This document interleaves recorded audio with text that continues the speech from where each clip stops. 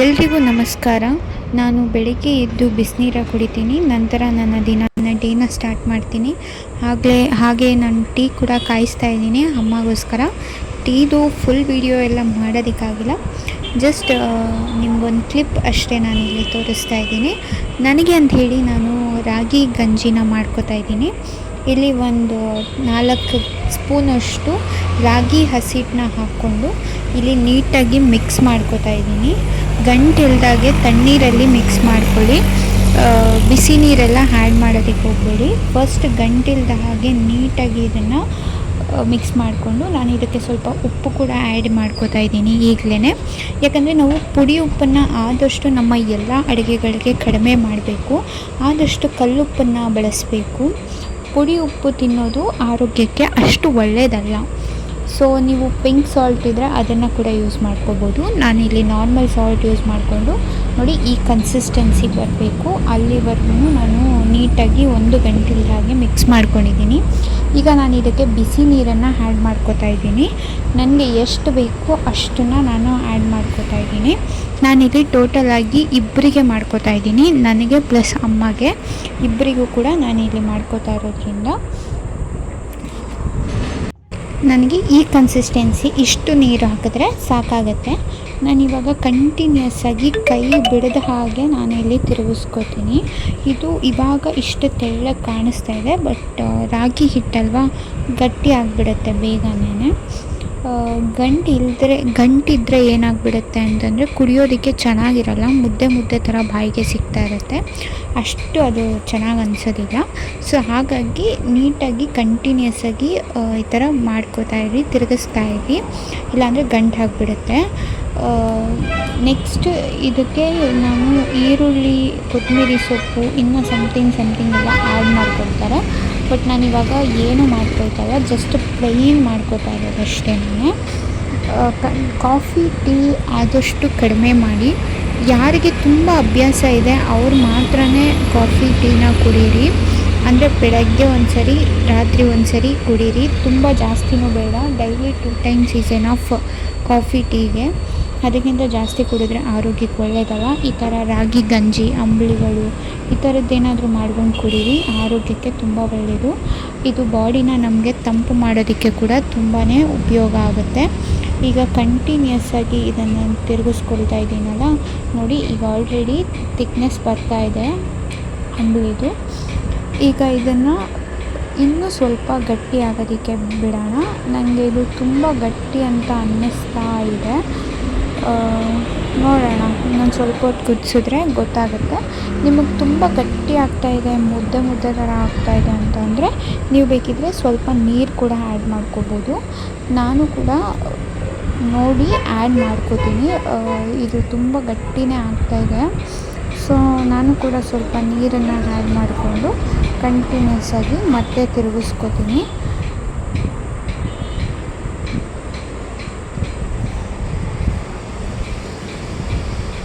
ತುಂಬ ಚೆನ್ನಾಗಿ ಕುದಿಸ್ಬೇಕು, ಹಾಗೆ ಇದ್ದರೆ ಹಸಿ ಸ್ಮೆಲ್ ಹೊಡಿಯುತ್ತೆ. ಕುಡಿಯೋವಾಗ ನೀಟಾಗಿ ಬೇಯಬೇಕು, ಅದು ಚೆನ್ನಾಗಿ ಕುದಿ ಬರಲಿ. ಒಂದು 2-3 ಮಿನಿಟ್ಸ್ ಚೆನ್ನಾಗಿ ಕುದಿ ಬರಬೇಕು. ಜಸ್ಟ್ ಇದನ್ನು ಮಾಡೋದಕ್ಕೆ ಒಂದು 7 ಮಿನಿಟ್ಸ್ ಆದರೆ ಸಾಕು. ತುಂಬ ಲೇಟ್ ಆಗುತ್ತೆ ಅನ್ನೋದೆಲ್ಲ ಏನಿಲ್ಲ. ಆದಷ್ಟು ಇದನ್ನು ನೈಟ್ ಮಾಡೋದಕ್ಕೆ ಟ್ರೈ ಮಾಡಿ. ನೈಟ್ ಮಾಡಿ ಇದನ್ನು ಇಟ್ಟು ಇದಕ್ಕೆ ಬೆಳಗ್ಗೆ ನಾವು ಮಜ್ಜಿಗೆ ಅಥವಾ ಮೊಸರನ್ನು ಮಿಕ್ಸ್ ಮಾಡಿಬಿಟ್ಟು ನಾವು ಕುಡಿಬೇಕು. ಬಟ್ ನಾನು ನೈಟು ಮರ್ತೋಗ್ಬಿಟ್ಟೆ, ಹಾಗಾಗಿ ನಾನು ಇದನ್ನು ಮಾರ್ನಿಂಗ್ ಮಾಡ್ಕೋತಾ ಇದ್ದೀನಿ ಅಷ್ಟೇನೆ. ನಾನಿವಾಗ ಗ್ಯಾಸ್ ಆಫ್ ಮಾಡಿ ಇದನ್ನು ಆರೋದಕ್ಕೆ ಅಂತ ಹೇಳಿಬಿಟ್ಟು ಇಡ್ತೀನಿ. ಇದು ಚೆನ್ನಾಗಿ ಆರಲಿ, ತಣ್ಣಗಾಗಬೇಕು ಫುಲ್ಲು. ಇದು ಸ್ವಲ್ಪನೂ ಬಿಸಿ ಇರಬಾರ್ದು, ಅಷ್ಟು ತಣ್ಣಗಾಗಬೇಕು. ಅಷ್ಟು ತಣ್ಣಗಾದ ಮೇಲೆ ನೀವು ಇದಕ್ಕೆ ಮಜ್ಜಿಗೆ ಮಿಕ್ಸ್ ಮಾಡಿಕೊಂಡು ಕುಡಿಬೋದು. ನಾವು ಏನಿಲ್ಲ. ನಾನಿವಾಗ ಚಿತ್ರಾನ್ನ ಮಾಡಬೇಕಂತ ಅಂದ್ಕೊಂಡಿದ್ದೀನಿ ಬ್ರೇಕ್ಫಾಸ್ಟ್. ಅದಕ್ಕೆ ನಾನಿವಾಗ ಹುಣಸೆ ಹಣ್ಣನ್ನು ನೆನೆಹಾಕ್ತಾಯಿದ್ದೀನಿ. ಹುಣಸೆ ಹಣ್ಣಿಂದು ಚಿತ್ರಾನ್ನ ಅಂದರೆ ನಮ್ಮ ಮನೇಲಿ ಎಲ್ರಿಗೂ ತುಂಬಾ ಇಷ್ಟ ಆಗುತ್ತೆ. ಹಾಗೆ ಇದನ್ನು ಯಾವುದೇ ಕಾರಣಕ್ಕೂ ನೀವು ಬಿಸಿ ನೀರಲ್ಲಿ ನೆನೆ ಹಾಕಿ ಬೇಗನೆ ನೆನೆಯುತ್ತೆ. ಇದು ಚಿತ್ರಾನ್ನ ಒಂದು ತುಂಬಾ ಚೆನ್ನಾಗಿರುತ್ತೆ. ಆಲ್ಮೋಸ್ಟ್ ನಾನು ಇದನ್ನು ಯಾವಾಗಲೂ ಮಾಡ್ತೀನಿ. ಆದಷ್ಟು ಲೆಮನ್ ಚಿತ್ರಾನ್ನನ ಕಡಿಮೆ ಮಾಡ್ಕೋತೀನಿ. ಬಟ್ ಲೆಮನ್ ಚಿತ್ರಾನ್ನನ ನಮ್ಮ ಮನೇಲಿ ಸ್ವಲ್ಪ ಕಡಿಮೆನೇ ತಿನ್ನೋದು.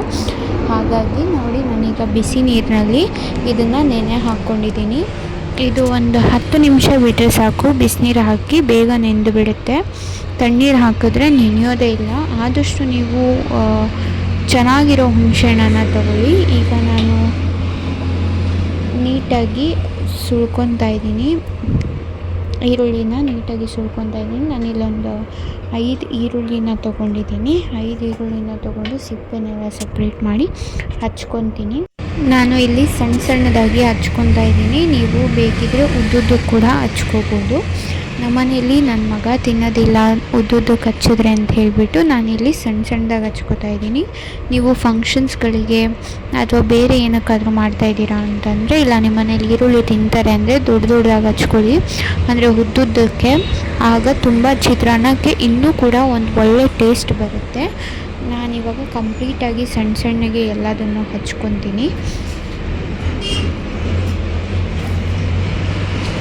ಹಾಗೆ ನೀವು ಈರುಳ್ಳಿಯನ್ನು ತೊಳೆದ್ಬಿಟ್ಟು ನೀಟಾಗಿ ಹಚ್ಕೊಳ್ಳಿ. ಆಗ ನಿಮಗೆ ಖಾರ ಕೂಡ ಕಣ್ಣಿಗೆ ಬರೋದಿಲ್ಲ, ಕಣ್ಣೂರಿ ಕೂಡ ಬರೋದಿಲ್ಲ ತೊಳೆಯೋದ್ರಿಂದ. ನಂದು ಹಚ್ಕೊಂಡಿದ್ದು ಕೂಡ ಆಯಿತು ಈರುಳ್ಳಿನ. ನಾನೀಗ ಹಸಿಮೆಣ್ಸಿನ್ಕಾಯಿನ ತೊಗೊತಾ ಇದ್ದೀನಿ. ನಾನಿಲ್ಲಿ ಒಂದು 6ರಿಂದ 7-8 ಹಸಿಮೆಣ್ಸಿನ್ಕಾಯಿನ ತೊಗೊಂಡಿದ್ದೀನಿ.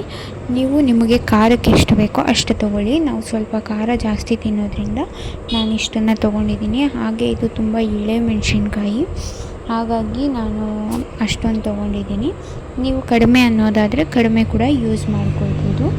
ಆದಷ್ಟು ನೀವು ನಾನು ಹೇಳೋ ಪ್ರಕಾರ ಹಸಿಮೆಣ್ಸಿನ್ಕಾಯಿನ ಉದ್ದುದ್ದಕ್ಕೆ ಸೀಳ್ಕೊಳ್ಳಿ.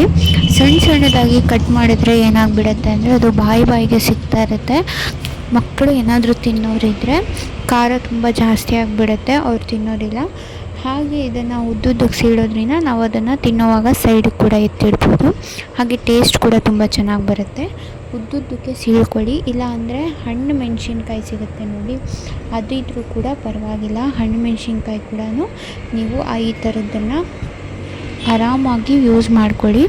ಈಗ ಗ್ಯಾಸ್ಟ್ರಿಕ್ ಬರುತ್ತೆ ಅನ್ನೋರೆಲ್ಲ ಕೂಡ ಇದನ್ನು ಯೂಸ್ ಮಾಡ್ಕೊಳ್ಬೋದು. ಕಂಪ್ಲೀಟಾಗಿ ನಾನಿದನ್ನು ಹಚ್ಕೊಂಡು ನೆಕ್ಸ್ಟು ನಾನು ಕೊತ್ತಂಬರಿ ಸೊಪ್ಪನ್ನು ಹಚ್ಕೊತೀನಿ.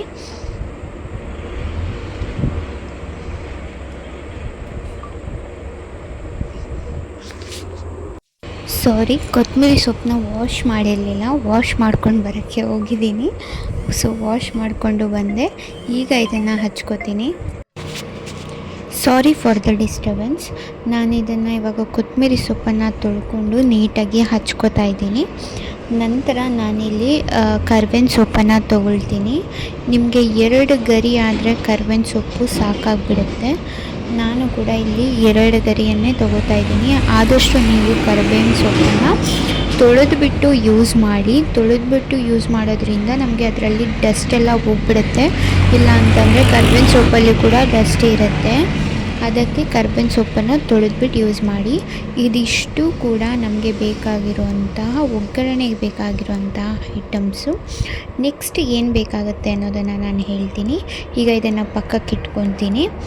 ಈಗ ನೆಕ್ಸ್ಟ್ ಏನು ಮಾಡಬೇಕು ಅಂದರೆ ಅದಕ್ಕೆ ಏನೇನು ಸಾಮಾನು ಬೇಕು ಅದನ್ನೆಲ್ಲ ನಾನು ನಿಮಗೆ ಇವಾಗ ಹೇಳ್ತೀನಿ. ನಾನಿಲ್ಲಿ ಒಂದು ಪ್ಲೇಟ್ ತೊಗೊಂಡು ನಾನಿಲ್ಲಿ ಒಂದು ಪೌಡರ್ ಮಾಡೋದಕ್ಕೆ ಅಂತ ಹೇಳಿಬಿಟ್ಟು ನಾನು ಈ ಪೌಡರ್ನ ಮಾಡ್ಕೋತಾ ಇರೋದು. ಈ ಪೌಡರ್ನ ನಾವು ಹಾಕಿದ್ರೇ ಇದಕ್ಕೆ ಟೇಸ್ಟ್ ಬರೋದು. ಸೊ ನಾನಿಲ್ಲಿ 1.5 ಸ್ಪೂನಷ್ಟು ನಾನಿಲ್ಲಿ ಜೀರಿಗೆ ತೊಗೋತಾ ಇದ್ದೀನಿ. ನಾನು ಹಾಕ್ತಾ ಇರೋ ಸ್ಪೂನ್ನ ನೋಡಿದ್ರಲ್ವ, ಆ ಥರ ಸ್ಪೂನಲ್ಲಿ ನಾನು 1.5 ಸ್ಪೂನಷ್ಟು ಇಲ್ಲಿ ತೊಗೊಂಡಿದ್ದೀನಿ. ಹಾಗೆ 1/4 ಸ್ಪೂನ್ಗಿಂತ ಸ್ವಲ್ಪ ಜಾಸ್ತಿಯಷ್ಟು ಮೆಂತ್ಯ ತೊಗೊಂಡಿದ್ದೀನಿ. ನಿಯರ್ ಅರ್ಧ ಸ್ಪೂನ್ಗಿಂತ ಸ್ವಲ್ಪ ಕಡಿಮೆ ತೊಗೊಂಡಿದ್ದೀನಿ. ನೆಕ್ಸ್ಟ್ ನಾನಿಲ್ಲಿ 2 ಆಗೋಷ್ಟು ಕಾಳು ಮೆಣಸನ್ನು ನಾನಿಲ್ಲಿ ತೊಗೊತೀನಿ. ಸಾಕಾಗುತ್ತೆ. ಕಾಳು ಮೆಣಸು ಜಾಸ್ತಿ ಹಾಕೋದಕ್ಕೆ ಹೋಗಬೇಡಿ, 2 ಹಾಕಿದ್ರೆ ಸಾಕು. ನೆಕ್ಸ್ಟ್ ನಾನಿಲ್ಲಿ ತೊಗೊಳ್ಳೋದು ಬಂದು ಧನಿಯಾ. ನಿಮ್ಮ ಹತ್ರ ಧನಿಯಾ ಇಲ್ಲ ಅಂತಂದರೆ ಧನಿಯಾ ಪೌಡರ್ ಕೂಡ ಯೂಸ್ ಮಾಡ್ಬೋದು, ಬಟ್ ಅಷ್ಟು ಚೆನ್ನಾಗಿ ಬರೋದಿಲ್ಲ. ಧನಿಯಾ ಇದ್ದರೆ ಒಳ್ಳೆಯದು, ಧನಿಯಾನ ಯೂಸ್ ಮಾಡಿ 1 ಸ್ಪೂನಷ್ಟು ಅಷ್ಟೇ. ಇದಕ್ಕೆ ಸ್ವಲ್ಪ ಸಾಸಿವೆ ಹಾಕ್ಕೊಳ್ಳಿ. ನಾನಿಲ್ಲಿ ಮರ್ತೋಗ್ಬಿಟ್ಟೆ ಸಾಸಿವೆನ ಹಾಕೋದು ಪ್ಲಸ್ ಹೇಳೋದು ಎರಡನ್ನೂ ಮರ್ತೋಗ್ಬಿಟ್ಟೆ. ದಯವಿಟ್ಟು ಇದಕ್ಕೆ ಸ್ವಲ್ಪ 1/4 ಸ್ಪೂನಷ್ಟು ಸಾಸಿವೆನ ಹಾಕ್ಕೊಳ್ಳಿ, ತುಂಬ ಚೆನ್ನಾಗಾಗುತ್ತೆ. ನಾನಿಲ್ಲಿ ಒಂದು ಬಾಣಲಿಯನ್ನು ಇಟ್ಕೊಂಡು ನಾನಿವಾಗ ಏನೇನು ತೊಗೊಂಡಿದ್ನಲ್ವ ಅದು ಅಷ್ಟನ್ನು ಹಾಕಿಬಿಟ್ಟು ನೀಟಾಗಿ ಹುರ್ಕೊಳ್ಳೋಣ. ಇದನ್ನು ನೀವು ಆದಷ್ಟು ಲೋ ಫ್ಲೇಮ್ನಲ್ಲೇ ಹುರ್ಕೊಬೇಕು. ಬಾಣಲಿ ಹೈ ಫ್ಲೇಮಲ್ಲಿ ಹುರ್ಕೊಂಡ್ಬಿಟ್ರೆ ಏನಾಗ್ಬಿಡುತ್ತೆ, ಎಲ್ಲನೂ ಸೀದೋಗ್ಬಿಡುತ್ತೆ. ಸೀದೋಗ್ಬಿಟ್ರೆ ಫುಲ್ಲು ಬ್ಲ್ಯಾಕ್ ಆಗಿಬಿಟ್ಟು ಚೆನ್ನಾಗೇ ಬರೋದಿಲ್ಲ. ಸ್ಮೆಲ್ ಕೂಡ ಹೋಗ್ಬಿಟ್ಟಿರುತ್ತೆ, ಅದ್ರದ್ದು ಅರೋಮಾ ಕೂಡ ಹೋಗ್ಬಿಡುತ್ತೆ. ಕೈ ಬಿಡ್ದಾಗೆ ಸಣ್ಣೂರಿನಲ್ಲಿ ನೀಟಾಗಿ ಹುರ್ಕೊಳ್ಳಿ. ಇಟ್ಬಿಟ್ಟು ಎಲ್ಲೆಲ್ಲೂ ಹೋಗೋದಕ್ಕೆ ಹೋಗಬೇಡಿ. ನೋಡಿ, ಇಷ್ಟು ಮಾತ್ರ ಗೋಲ್ಡನ್ ಕಲರ್ ಬಂದರೆ ಸಾಕಾಗುತ್ತೆ. ಈಗ ಇದನ್ನು ಸ್ಟವ್ ಆಫ್ ಮಾಡಿ ಅದೇ ಪ್ಲೇಟ್ಗೆ ಹಾಕಿಬಿಟ್ಟು ಆರೋದಕ್ಕಿಟ್ಟು ನೀವು ಮಿಕ್ಸಿಗಾದರೂ ಹಾಕ್ಕೊಳ್ಬೋದು, ಇಲ್ಲಾಂದರೆ ನೀವು ಕೈಯಲ್ಲಿ ಕೂಡ ಕುಟ್ಟಿ ಪುಡಿ ಮಾಡಿ ಹಾಕ್ಕೊಳ್ಬೋದು. ನೆಕ್ಸ್ಟ್ ನಾನಿಲ್ಲಿ ಹುಣಸೆಹಣ್ಣು ನೆನೆ ಹಾಕಿದ್ನಲ್ವ ಅದನ್ನು ನೀಟಾಗಿ ಕಿವುಚಿ ಅದರ ರಸನ ತೆಗೊಳ್ತಾ ಇದ್ದೀನಿ. ಪಲ್ಪ್ ಏನಿರುತ್ತೆ ಅದನ್ನು ತೊಗೊಳ್ತಾ ಇದ್ದೀನಿ. ಇದನ್ನು ನೀಟಾಗಿ ಕಿವುಚಿ ರಸನ ತೆಗೆದುಕೊಳ್ಳಿ. ಇದರಲ್ಲಿ ಬರೋ ವೇಸ್ಟೇಜ್ ಎಲ್ಲ ತೆಗೆದ್ರೆ ನಮಗಿಲ್ಲಿ ಹುಣಸೆ ಹಣ್ಣಿಂದು ರಸ ಸಿಗುತ್ತೆ. ನಮಗೆ ಇದು ಇಷ್ಟು ಕ್ವಾಂಟಿಟಿಯಲ್ಲಿ ನಾನು ಮಾಡ್ತಾ ಇರೋದಕ್ಕೆ ಬೇಕಾಗುತ್ತೆ. ಇದ್ರದ್ದು ಇವಾಗ ಮುಗೀತು. ನೆಕ್ಸ್ಟ್ ನಾವು ಒಗ್ಗರಣೆಗೆ ಬರೋಣ. ಒಗ್ಗರಣೆಗೆ ನಾನು ಕಡಲೆಬೇಳೆ, ಉದ್ದಿನಬೇಳೆ ಹಾಗೆ ಕಡಲೆಬೇಳೆ ಉದ್ದಿನಬೇಳೆ 1 ಸ್ಪೂನ್ ಹಾಕ್ಕೊಳ್ಳಿ. ಕಡಲೆಬೀಜ ನಿಮ್ಮ ಕ್ವಾಂಟಿಟಿ ನೋಡಿ ಹಾಕ್ಕೊಳ್ಳಿ. ಏಕೆಂದರೆ ಮನೆಯಲ್ಲಿ ಕಡಲೆಬೀಜ ತಿನ್ನೋರು ಜಾಸ್ತಿ ಇದ್ದರೆ ನೀವು ಜಾಸ್ತಿ ಕೂಡ ಯೂಸ್ ಮಾಡ್ಬೋದು, ಇಲ್ಲ ಕಡಿಮೆ ಅಂದರೆ ಕಡಿಮೆ ಕೂಡ ಹಾಕ್ಕೊಳ್ಳಿ. ನಾನಿಲ್ಲಿ ಸ್ವಲ್ಪ ಜಾಸ್ತಿನೇ ಹಾಕ್ಕೊಂಡಿದ್ದೀನಿ. ನೆಕ್ಸ್ಟ್ ಇದನ್ನು ನೀಟಾಗಿ ಕಡಿಮೆ ಹುರಿನಲ್ಲಿ ಇಟ್ಕೊಂಡು ಇದನ್ನು ಫ್ರೈ ಮಾಡ್ಕೊಳ್ಳಿ. ಹೈ ಫ್ಲೇಮಲ್ಲಿಟ್ಟರೆ ಎಲ್ಲ ಸೀದೋಗಿಬಿಡುತ್ತೆ, ಬಟ್ ಕಡಲೆಬೀಜ ಬೆಂದಿರೋದಿಲ್ಲ. ಸೊ ಇದನ್ನು ನೀವು ಲೋ ಫ್ಲೇಮಲ್ಲೇ ಇಟ್ಕೊಂಡು ಮಾಡ್ಕೋಬೇಕಾಗುತ್ತೆ. ನೋಡಿ, ಈಗ ಇದು ನೀಟಾಗಿ ಫ್ರೈ ಆಗ್ತಾಯಿದೆ. ನಾನು ಈಗ ಇದಕ್ಕೆ ಸ್ವಲ್ಪ ಮುಚ್ಚಿಬಿಟ್ಟು ಹಾಕ್ಕೊಳ್ತೀನಿ. ಇದು ಸ್ವಲ್ಪ ಸಿಡಿತಾ ಇತ್ತು, ಹಾಗಾಗಿ ನಾನಿಲ್ಲಿ ಪ್ಲೇಟನ್ನು ಕೂಡ ಕವರ್ ಮಾಡ್ಕೊಂಡಿದ್ದೀನಿ. ಈಗ ಇದನ್ನು ತೆಗೆದು ನೋಡ್ತಾ ಇದ್ದೀನಿ. ಈಗ ಇದು ಕರೆಕ್ಟಾಗಿ ನೀಟಾಗಿ ಫ್ರೈ ಕೂಡ ಆಗಿದೆ. ಸ್ವಲ್ಪ ನೋಡಿ, ಕಲರ್ ಕೂಡ ಚೇಂಜ್ ಆಗಿದೆ. ಈಗ ನಾವಿದಕ್ಕೆ ಸ್ವಲ್ಪ ಸಾಸಿವೆನ ಆ್ಯಡ್ ಮಾಡ್ಕೊಳ್ಳೋಣ. 1/2 ಸ್ಪೂನಷ್ಟು ಸಾಸಿವೆ ಹಾಕ್ಕೊಳ್ಳಿ. ನಂತರ ಇದನ್ನು ನೀಟಾಗಿ ಮಿಕ್ಸ್ ಮಾಡಿಕೊಂಡು ಸಾಸಿವೆ ಸ್ವಲ್ಪ ಚಿಟಪಟ ಅಂದ ಮೇಲೆ ನೀವು ಇಲ್ಲಿ ಕರ್ಬೇವಿನ ಸೊಪ್ಪನ್ನು ಹಾಕ್ಕೊಂಡು ನಂತರನೇ ನೀವು ಈರುಳ್ಳಿನ ಸ್ವಲ್ಪ ಹಾಕ್ಕೊಳ್ಳಿ. ಯಾಕಂದರೆ ಇಲ್ಲಿ ನಾವು ತುಂಬ ಚೆನ್ನಾಗಿ ಕಡಲೆಬೀಜ ಫ್ರೈ ಮಾಡಿರೋದ್ರಿಂದ ಬ್ಲ್ಯಾಕ್ ಆಗಿಬಿಡುತ್ತೆ. ಅದಕ್ಕೆ ನಾನು ಸ್ವಲ್ಪ ಈರುಳ್ಳಿಯನ್ನು ಹಾಕ್ಕೊಂಡು ಒಂದು ಸೈಡಲ್ಲಿ ನಾನು ಹಸಿಮೆಣಸಿನ್ಕಾಯಿನ ಹಾಕೋತಾ ಇದ್ದೀನಿ. ಈಗ ನಮಗೆ ಉರಿ ತಗಲೋದಕ್ಕೆ ಸ್ವಲ್ಪ ಲೇಟ್ ಆಗೋದ್ರಿಂದ ಕಡಲೆಬೀಜ ಕೂಡ ಏನೂ ಆಗೋದಿಲ್ಲ. ಯಾವುದೇ ಕಾರಣಕ್ಕೂ ನೀವು ಹಸಿಮೆಣಸಿನ್ಕಾಯಿ ಹಾಕಿದಾಗ ಒಂದು ಲಿಡ್ನ ಕ್ಲೋಸ್ ಮಾಡಿ, ಇಲ್ಲ ಅಂದರೆ ಹಸಿಮೆಣಸಿನ್ಕಾಯಿ ಹಾಗೆ ಸಿಡಿದು ಬಿಡುತ್ತೆ ಮುಖಕ್ಕೆ. ಇದಂತೂ ಬಿ ಕೇರ್ಫುಲ್. ಮೊದಲನೇ ನೀವು ಹಸಿಮೆಣಸಿನ್ಕಾಯಿ ಹಾಕೋದ್ರಿಂದ ಚಿಟಪಟ ಅಂತ ಸಿಡಿಯುತ್ತೆ. ಲಿಡ್ನ ಕ್ಲೋಸ್ ಮಾಡಿ ನೀವು ಯಾವುದೇ ಕಾರಣಕ್ಕೂ ಫ್ರೈ ಮಾಡಿ. ನೋಡಿ, ಇವಾಗ ತುಂಬ ಚೆನ್ನಾಗಿ ಫ್ರೈ ಕೂಡ ಆಗಿದೆ. ಹಾಗೆ ಕಡಲೆಬೀಜ ಕೂಡ ಏನೂ ಆಗಿಲ್ಲ. ಅದೇ ನೀವು ಏನಾದರೂ ಈರುಳ್ಳಿ ಹಾಕದೆ ಹೋಗಿದ್ದಿದ್ರೆ ಕಡಲೆಬೀಜ ಇಷ್ಟೊತ್ತಿಗೆ ಫುಲ್ ಬ್ಲ್ಯಾಕ್ ಆಗಿಬಿಟ್ಟಿರೋದು. ನಂತರ ನಾನಿವಾಗ ಮಿಕ್ಕಿರುವಂತಹ ಎಲ್ಲ ಈರುಳ್ಳಿಯನ್ನು ನಾನು ಇದಕ್ಕೆ ಹಾಕ್ಕೊಳ್ತೀನಿ. ಈಗ ನೀಟಾಗಿ ಇದನ್ನು ಮಿಕ್ಸ್ ಮಾಡ್ಕೊಳ್ಳಿ. ಒಂದಕ್ಕೊಂದಕ್ಕೆ ನೀಟಾಗಿ ಬೆರಿಬೇಕು, ಆಗ ತಾನೇ ಒಂದೇ ಪ್ರಮಾಣದಲ್ಲಿ ಈರುಳ್ಳಿ ಬೇಯೋದಕ್ಕೆ ಸಾಧ್ಯ. ನಾನು ಹೊಸದಾಗಿ ಯೂಟ್ಯೂಬ್ ಚಾನಲ್ನ ಸ್ಟಾರ್ಟ್ ಮಾಡಿರೋದ್ರಿಂದ ನಿಮ್ಮ ಸಪೋರ್ಟ್ ನನಗೆ ಖಂಡಿತವಾಗ್ಲೂ ಬೇಕು. ದಯವಿಟ್ಟು ನನ್ನ ಚಾನಲ್ನ ಸಬ್ಸ್ಕ್ರೈಬ್ ಮಾಡ್ಕೊಳ್ಳಿ. ಆದಷ್ಟು ನಾನು ನಿಮಗೆ ಒಳ್ಳೆ ವೀಡಿಯೋಸ್ನ ಕೊಡೋದಕ್ಕೆ ಟ್ರೈ ಮಾಡ್ತೀನಿ. ಹಾಗೆ ನಿಮ್ಮ ಎಂಟರ್ಟೈನ್ಮೆಂಟ್ ಕೂಡ ಮಾಡೋದಕ್ಕೆ ಟ್ರೈ ಮಾಡ್ತೀನಿ.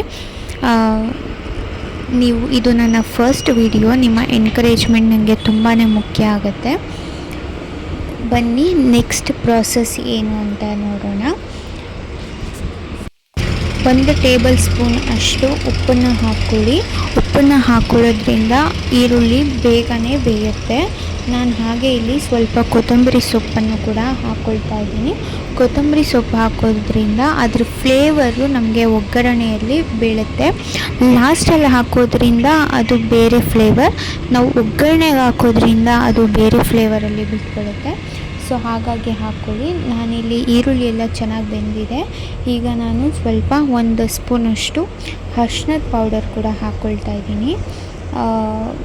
ನೋಡಿಕೊಂಡು ಹಾಕ್ಕೊಳ್ಳಿ. ಇದು ನಾನು ನಮ್ಮ ಮನೆಯಲ್ಲೇ ಮಾಡಿರುವಂಥ ಅರಿಶಿಣದ ಪುಡಿ, ಹೊರಗಡೆಯಿಂದ ತಂದಿರೋದಲ್ಲ. ಸೊ ಹಾಗಾಗಿ ನಾನಿಲ್ಲಿ ಸ್ವಲ್ಪ ಧಾರಾಳವಾಗಿಯೇ ಯೂಸ್ ಮಾಡ್ತಾಯಿದ್ದೀನಿ. ನೀವು ಬೇಕಿದ್ದರೆ ಅಂಗಡಿದಾದರೆ ಸ್ವಲ್ಪನೇ ಯೂಸ್ ಮಾಡ್ಕೊಳ್ಳಿ.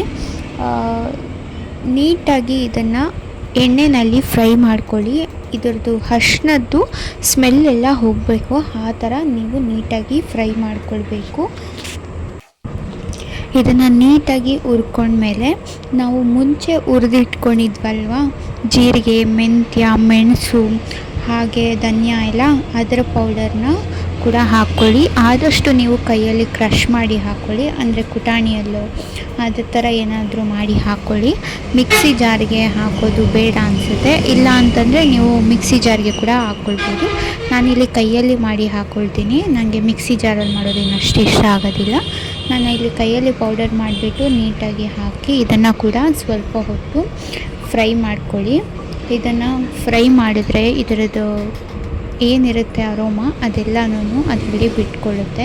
ನೀವು ಇದಕ್ಕೆ ಹಿಂಗು ಕೂಡ ಯೂಸ್ ಮಾಡ್ಬೋದು, ಬಟ್ ನಾನಿದು ಯೂಸ್ ಮಾಡ್ತಾಯಿಲ್ಲ. ಹಾಗೆ ಇದನ್ನು ನಾನು ಹುಣಸೆ ಹಣ್ಣಿಂದು ಆಗಲೇ ರಸ ಏನು ಮಾಡ್ಕೊಂಡಿದ್ವಲ್ಲ ಅದನ್ನು ಕೂಡ ಕಂಪ್ಲೀಟಾಗಿ ನಾನಿಲ್ಲಿ ಹಾಕ್ಕೊಳ್ತಾ ಇದ್ದೀನಿ. ನಾನು ಎಷ್ಟು ಮಾಡ್ಕೊಂಡಿದ್ದೆ ಅಷ್ಟನ್ನು ಕೂಡ ಹಾಕ್ಕೊಳ್ತಿದ್ದೀನಿ. ಇದು ಕರೆಕ್ಟಾಗಿ ನನಗೆ ಇದಕ್ಕೆ ಹುಳಿ ಸಾಕಾಗುತ್ತೆ. ನೀವು ಹುಳಿ ಸಾಕಾಗಿಲ್ಲ ಅಂತ ಅಂದರೆ, ನೀವು ಲಾಸ್ಟಲ್ಲಿ ತಿಂದಾಗ ನಿಮಗೆ ಹುಳಿ ಸಾಕಾಗ್ತಾಯಿಲ್ಲ, ನಮಗೆ ಕಡಿಮೆ ಆಯಿತು ಅಂತಂದರೆ ನೀವು ಸ್ವಲ್ಪ ಹುಣಸೆ ಹಣ್ಣಿನ ಸ್ವಲ್ಪ ನಿಂಬೆ ಹಣ್ಣಿನ ರಸ ಕೂಡ ಹಾಕ್ಕೊಳ್ಬೋದು. ಈಗ ಇದನ್ನು ಹಾಕಿದ್ಮೇಲೆ ನೀಟಾಗಿ ಒಂದು ರೌಂಡ್ ಮಿಕ್ಸ್ ಮಾಡಿಬಿಟ್ಟು ಇದನ್ನು ಸ್ವಲ್ಪ ಕುದಿಯೋದಕ್ಕೆ ಬಿಡಿ. ನಾವೇನು ಹಾಕಿದ್ವಲ್ಲ ಅದೆಲ್ಲ ಹೀರ್ಕೊಳ್ತಾ ಹೋಗುತ್ತೆ, ತಳ ಅಂಟೋ ಸಾಧ್ಯತೆ ಜಾಸ್ತಿ ಇದೆ. ಸಾರಿ, ಕಾಲ್ ಬರ್ತಾನೆ ಇದೆ, ನಿಮಗೆ ಡಿಸ್ಟರ್ಬೆನ್ಸ್ ಕೂಡ ಆಗ್ತಾಯಿದೆ ಅಂತ ಗೊತ್ತು. ಕೊಬ್ಬರಿ ತುರಿನ ಕೂಡ ನಾನಿಲ್ಲಿ ಹಾಕ್ಕೊಳ್ತಾ ಇದ್ದೀನಿ. ಇದನ್ನು ಕೂಡ ನೀವು ಆ್ಯಡ್ ಮಾಡ್ಕೊಳ್ಳಿ, ತುಂಬಾ ಚೆನ್ನಾಗಿರುತ್ತೆ. ಕೊಬ್ಬರಿ ತುರಿ ಹಾಕೋದ್ರಿಂದ ಚಿತ್ರಾನ್ನದ ಫ್ಲೇವರೇ ಚೇಂಜ್ ಆಗಿಬಿಡುತ್ತೆ. ಸೊ ಈಗ ಇದನ್ನು ಕೂಡ ನೀಟಾಗಿ ಮಿಕ್ಸ್ ಮಾಡ್ಕೊಳ್ಳಿ. ಯಾವುದೇ ಕಾರಣಕ್ಕೂ ನಿಮಗೆ ಅಂಥದ್ದೆಲ್ಲ ಏನು ಉಳಿಯೋದಿಲ್ಲ. ಬಟ್ ಚಿತ್ರಾನ್ನಕ್ಕೆ ನೀವು ಟೇಸ್ಟ್ ಬರಬೇಕು ಅಂದರೆ ಸ್ವಲ್ಪ ಎಣ್ಣೆನ ಜಾಸ್ತಿ ಹಾಕ್ಕೊಳ್ಬೇಕು. ಹಾಗೆ ಇದನ್ನು ನೀಟಾಗಿ ಫ್ರೈ ಮಾಡ್ಕೊಳ್ಬೇಕಷ್ಟೇ. ಫ್ರೈ ಮಾಡಿಲ್ಲ ಅಂದ್ರೇ ನಮಗೆ ಚಿತ್ರಾನ್ನ ಟೇಸ್ಟ್ ಬರೋದಿಲ್ಲ. ಬೇಗ ಮಾಡಿ ಎತ್ತೋದಕ್ಕಿಂತ ಲೋ ಫ್ಲೇಮಲ್ಲಿ ಇಟ್ಕೊಂಡು ಸ್ವಲ್ಪ ನೀಟಾಗಿ ಇದನ್ನು ಹಾಕ್ಕೋಬೇಕು. ನಾನಿಲ್ಲಿ ಕೊತ್ತಂಬರಿ ಸೊಪ್ಪನ್ನು ಹಾಕ್ಕೊಂಡು ಒಂದು ರೌಂಡು ಮಿಕ್ಸ್ ಮಾಡ್ಕೊಳ್ತೀನಿ. ಇದ್ರ ಫ್ಲೇವರ್ ಕೂಡ ಅದರಲ್ಲಿ ಬಿಟ್ಕೊಂಡು ಅಂತ ಹೇಳಿಬಿಟ್ಟು ಹಾಕ್ಕೊಳ್ತಾ ಇದ್ದೀನಿ. ನೀವು ಇದನ್ನು ಅನ್ನ ರೈಸ್ ಮಿಕ್ಸ್ ಮಾಡಿ ಕೂಡ ಇದ್ರ ಮೇಲೆ ನೀವು ಹಾಕ್ಕೊಳ್ಬೋದು. ನಾನು ಈಗಲೇ ರೈಸ್ ಮಿಕ್ಸ್ ಮಾಡೋದಿಲ್ಲ. ಸೊ ಹಾಗಾಗಿ ನಾನು ಜಸ್ಟ್ ಚಿತ್ರಾನ್ನ ಗೊಜ್ಜು ಮಾತ್ರ ಮಾಡಿ ಇಡ್ತಾ ಇರೋದ್ರಿಂದ ನಾನು ಇದನ್ನು ಒಂದು ರೌಂಡು ಮಿಕ್ಸ್ ಕೂಡ ಮಾಡ್ಕೊಂಡು ಬಿಡ್ತೀನಿ. ಏನು ಇವರು ಫಸ್ಟ್ ವೀಡಿಯೋದಲ್ಲಿನೇ ಇಷ್ಟೊಂದು ಡಿಸ್ಟರ್ಬೆನ್ಸ್ ಅಂತೇಳಿ ಏನೋ ಅಂದ್ಕೊಳ್ಬೇಡಿ. ನಾನು ಒಬ್ಬಳೇ ವೀಡಿಯೋ ಮಾಡಿಕೊಂಡು ಮಾಡೋದ್ರಿಂದ ನನಗೆ ಸ್ವಲ್ಪ ತೊಂದರೆ ಆಗುತ್ತೆ ಅಷ್ಟೇ. ಸ್ವಲ್ಪ ಅಡ್ಜಸ್ಟ್ ಮಾಡ್ಕೊಳ್ಳಿ. ಈಗ ನೋಡಿ, ನಾನು ಇದನ್ನು ನೀಟಾಗಿ ಮಿಕ್ಸ್ ಮಾಡಿಕೊಂಡು ಫ್ಲೇಮನ್ನು ಕೂಡ ಆಫ್ ಮಾಡ್ಕೊತೀನಿ. ಇಷ್ಟೇ. ನೆಕ್ಸ್ಟ್ ನಾನು ಗಂಜಿ ಮಾಡಿಟ್ಟೆ ಅಂತ ಹೇಳಿದ್ನಲ್ವ, ಅದಕ್ಕೆ ನಾನು ಮಜ್ಜಿಗೆನ ಮಿಕ್ಸ್ ಮಾಡಿಬಿಟ್ಟು ಈ ಗ್ಲಾಸಲ್ಲಿ ಹಾಕ್ಕೊಂಡಿದ್ದೀನಿ. ಸಾರಿ, ಮಜ್ಜಿಗೆ ಮಿಕ್ಸ್ ಮಾಡಿರೋದು ಕ್ಲಿಪ್ಪು ಬಿಟ್ಟೋಗ್ಬಿಟ್ಟಿದೆ. ಇದಕ್ಕೆ ಮಜ್ಜಿಗೆ ಬಿಟ್ಟು ಬೇರೆ ಏನನ್ನೂ ನಾನು ಆ್ಯಡ್ ಮಾಡ್ಕೊಂಡಿಲ್ಲ.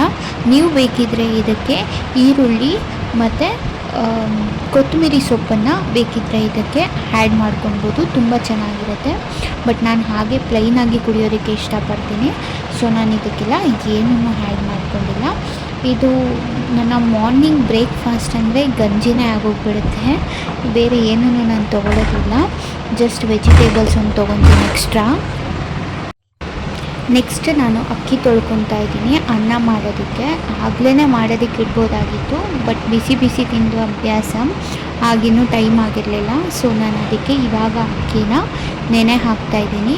ಯಾವಾಗಲೂ ಅಷ್ಟೇ, ನೀವು ಬುಲೆಟ್ ರೈಸ್ನ ಮಾಡೋದಾದರೆ ನೀವು ಒಂದು 10 ಮಿನಿಟ್ಸ್ ಅಕ್ಕಿನ ನೆನೆಸ್ಬಿಟ್ಟು ನೀವು ಯಾವಾಗಲೂ ಅನ್ನ ಮಾಡ್ಕೊಳ್ಳಿ, ಆವಾಗ ನಿಮಗೆ ಚೆನ್ನಾಗಾಗುತ್ತೆ ಅನ್ನ. ನಾನಿಲ್ಲಿ ವೈಟ್ ರೈಸ್ ಮಾಡಿರೋದೆಲ್ಲ ಯಾವುದನ್ನು ತೋರಿಸ್ತಾ ಇಲ್ಲ, ಜಸ್ಟ್ ಡೈರೆಕ್ಟಾಗಿ ನಾನು ಕ್ಲಿಪ್ಸನ್ನು ಆ್ಯಡ್ ಮಾಡಿದ್ದೀನಿ. ಬಟ್ ನೀವು ಯಾವುದೇ ಕಾರಣಕ್ಕೂ ರೈಸ್ ಮಾಡಬೇಕಾದ್ರೆ ವೈಟ್ ರೈಸನ್ನು ಅಕ್ಕಿನ ಒಂದು 10 ಮಿನಿಟ್ಸ್ ನೆನೆಸ್ಬಿಟ್ಟು ಮಾಡಿ, ಆಗ ಅಕ್ಕಿ ತುಂಬ ಸಾಫ್ಟಾಗಿರುತ್ತೆ, ಅನ್ನ ತುಂಬ ಉದುರಾಗಿ ಸಾಫ್ಟಾಗಿ ಆಗುತ್ತೆ. ನೋಡಿ ಎಷ್ಟು ಸಾಫ್ಟಾಗಿ ಇದೆ ಅಂತ ಹೇಳ್ಬಿಟ್ಟು. ಹಾಗೆ ಇದನ್ನು ನಾನು ಇಲ್ಲಿ ಲಂಚ್ ಬಾಕ್ಸ್ಗೆ ಕೂಡ ಕಟ್ಕೊತಾ ಇದ್ದೀನಿ. ಇದನ್ನು ನೀವು ಎಷ್ಟು ಹೊತ್ತು ಬಿಟ್ಟು ತಿಂದ್ರೂ ಕೂಡ ತುಂಬಾ ಸಾಫ್ಟಾಗಿರುತ್ತೆ.